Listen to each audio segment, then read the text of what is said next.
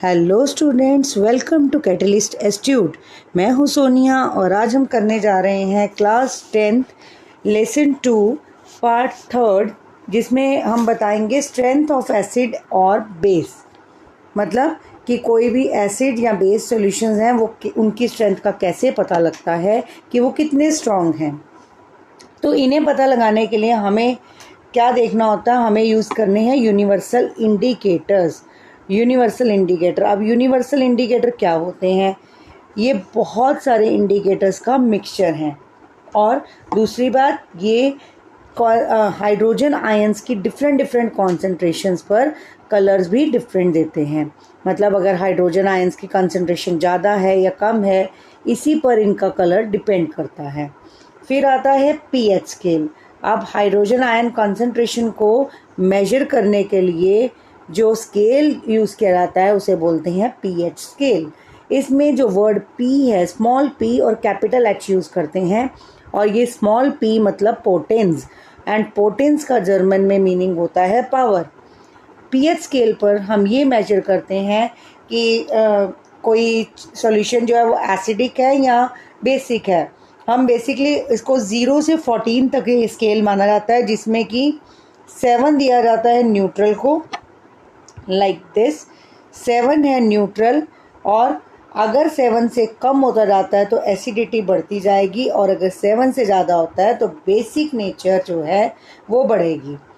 तो हमेशा 7 से कम मतलब एसिडिक, 7 से ज़्यादा मतलब बेसिक, और अगर 7 के इक्वल है देन न्यूट्रल। तो इसी बेसिस पर हमें पता लगता है कि कोई भी एसिड है, बेस है, वो स्ट्रॉन्ग है या वीक है। हमें ये सब इससे पता लग जाता है। तो इसमें अगर कोई भी चीज़ 7 से ऊपर जा रहा है, दैट मीन्स उसमें OH नेगेटिव आयन कंसंट्रेशन बढ़ रहा है, तो उससे स्ट्रेंथ जो है वो एल्कली की स्ट्रेंथ बढ़ेगी, यानी कि बेसिक नेचर बढ़ना स्टार्ट हो जाएगा। तो अगर हम इसमें अलग अलग लेवल में देखना भी चाहते हैं, जैसे आप ये देख रहे हो पीएच, ये 0 से 7 तक का स्केल है। 0 पर बैटरी एसिड हम ले सकते हैं, स्ट्रॉन्ग हाइड्रोफ्लोरिक एसिड ले सकते हैं। 1 पे HCl, जो स्टमक लाइनिंग में हमारे प्रोड्यूस होता है, सिक्रीट होता है स्टमक के अंदर HCl। और फिर 2 पे आता है lemon juice, gastric acid, vinegar. 3rd पे grep fruit juice, orange juice, soda. 4 पे टोमेटो जूस, एसिड रेन, ये एसिड रेन आपने सुना भी होगा। और फिर 5th पे soft drinking water, black coffee. 6th पे यूरिन एंड स्लाइवा, और हमारा न्यूट्रल हो जाता है 7 पे प्योर वाटर। प्योर वाटर यानी इसमें कोई भी सॉल्ट मिक्स ना हो। फिर आता है 8 सी वाटर, ये हमारी बेसिसिटी बननी अब शुरू हो गई, sea water. Then 9 baking soda. 10 great salt lake, जिसे कहते हैं मिल्क ऑफ मैग्नीशियम भी होता है। Milk of magnesium basically use करते हैं जब हमारी एसिडिटी हो जाती है। फिर आता है ammonia solutions. 12 soapy water. 13 bleach, oven cleaner. 14 liquid drain cleaner. तो ये सभी थे acid to base with examples and their pH values. तो स्ट्रॉन्ग एसिड्स क्या होंगे? जो ज़्यादा H+ आयंस देंगे, और वीक एसिड्स क्या होंगे? जो लेस H+ आयंस देंगे। तो ये हमारे एसिड्स और बेसिस को पता लगाने का क्या तरीका था? Universal indicator and pH scale, इनसे हमने पता लगाया हमारे स्ट्रेंथ एसिड या बेस की। अब ये पीएच का क्या हमारी लाइफ में इम्पोर्टेंस क्या है, हमें क्या लेना है इस पीएच से? तो ये हमारी जो बॉडी एक्चुअली में, अब क्या होता है, पहली बात, प्लांट्स और एनिमल्स जो है वो सबके सब पीएच सेंसिटिव होते हैं। मतलब हमारी जो बॉडी है वो 7.0 टू 7.8 की रेंज तक वर्क करती है। 7.0 टू 7.8, तो इसी रेंज के अंदर काम करती है। अगर जैसे पीएच है रेन वाटर की है, मतलब लिविंग ऑर्गेनिज्म है, सिर्फ इसी नैरो रेंज में ठीक से रह पाते हैं। अगर लाइक पीएच रेन वाटर की है वो 5.6 से कम हो जाए तो हम कहते हैं इसे एसिड रेन। अभी मैंने पीछे भी बताया था। तो 5.6 से कम हो गई पीएच तो वो बन जाती है एसिड रेन, जिसमें रेन में एसिडिटी बढ़ गई। और यही एसिड रेन जब है ये रिवर्स में चली जाती है तो ये क्या करेगी, रिवर वाटर्स का पीएच लो कर देगी, कम कर देगी। तो अगर पीएच कम हो गया, 5.6 जब रेन थी, रेन वाटर उसने जाकर रिवर्स में वहाँ का भी पीएच को लो कर दिया, तो जो एक्वाटिक लाइफ है, लाइक प्लांट्स और एनिमल्स जो भी रिवर में रह रहे हैं, जो भी वाटर में रहने वाले हैं, एक्वाटिक लाइफ जो है वो भी डिफ़िकल्ट हो जाएगी ऐसे रिवर्स में। क्यों? क्योंकि वहाँ की पीएच 7 और 7.8 वाली नैरो रेंज से नीचे चली गई, कम हो गई, तो एसिडिटी ज़्यादा हो गई। फिर सेकेंड आता है पीएच ऑफ सॉइल। अब सॉइल में क्या होता है, प्लांट्स जो होते हैं उन्हें भी एक स्पेसिफिक पीएच रेंज चाहिए अपनी हेल्दी ग्रोथ के लिए। तो अगर वो पीएच चेंज हो जाता है तो इससे जो सॉइल है वो प्रॉपरली उसमें प्लांट्स या कुछ भी ग्रो नहीं कर पाएंगे। तो अगर सॉइल, इसके लिए मेथड होता है, अगर सॉइल जो है वो एसिडिक हो जाए, अगर हम कहते हैं सॉइल जो है वो एसिडिक हो जाए, तो उसमें हम कैल्शियम ऑक्साइड और CaCO3 कैल्शियम कार्बोनेट ऐड कर देते हैं, तो ये उसकी एसिडिटी कम हो जाएगी। और अगर वो बेसिक हो जाए तो बेसिक के लिए क्या करेंगे, हम उसमें मैन्योर ऐड करेंगे। तो ये सॉइल को हेल्दी दोबारा करने के लिए यूज़ किया जाता है। फिर आता है पीएच इन ओवर डाइजेस्टिव सिस्टम। अब डाइजेस्टिव सिस्टम का तो सबको पता है, हम शुरू से पढ़ते हैं कि हमारे स्टमक है उसमें हाइड्रोक्लोरिक एसिड प्रोड्यूस होता है। तो ये हाइड्रोक्लोरिक एसिड क्या करता है, ये फूड डाइजेशन में हेल्प करता है, और फूड डाइजेशन में हेल्प करते हुए हमारे स्टमक को कोई हार्म नहीं होता, विदाउट हार्मिंग द स्टमक। तो क्या होता है, अगर हमें इनडाइजेशन हो जाए, इनडाइजेशन मतलब हम कहते हैं कि हमें एसिडिटी हो रही है, हमें प्रॉब्लम्स हो रही हैं, हमारे स्टमक हमारा जो है अपसेट हो रहा है, तो उस इनडाइजेशन में क्या होता है, एसिड जो है वो बहुत ज़्यादा प्रोड्यूस होता है, जिसकी वजह से हमारे स्टमक में पेन या इरिटेशन हमें फील होनी शुरू हो जाती है। और इसी पेन से हमें बचने के लिए, उसके रिलीफ के लिए हम बेसिस का यूज़ करते हैं, और उन बेसिस को कहते हैं एंटासिड्स। ये एंटासिड्स क्या करते हैं, जो भी एक्सेस एसिड प्रोड्यूस हुआ उसे न्यूट्रलाइज कर देते हैं। लाइक एक एग्जांपल है इस एंटासिड्स का, मैग्नीशियम हाइड्रोक्साइड, जिसे हम मिल्क ऑफ मैग्नीशिया भी कहते हैं। ये एक माइल्ड बेस है जो कि ज़्यादातर इस पर्पस के लिए यूज़ होता है। फिर आता है pH change as the cause of tooth decay. अब टूथ डीके स्टार्ट हो जाती है जब पीएच जो है माउथ का वो 5.5 से कम हो जाता है, मतलब हमारे दांत खराब होने लग जाएंगे अगर पीएच जो है माउथ का वो 5.5 से कम हो जाए। जैसे टूथ अनेबल जो है, ये टूथ अनेबल जो हार्डेस्ट सब्सटेंस है हमारी बॉडी का, ये बना है टूथ अनेबल हमारे कैल्शियम हाइड्रोक्सी एपेटाइट।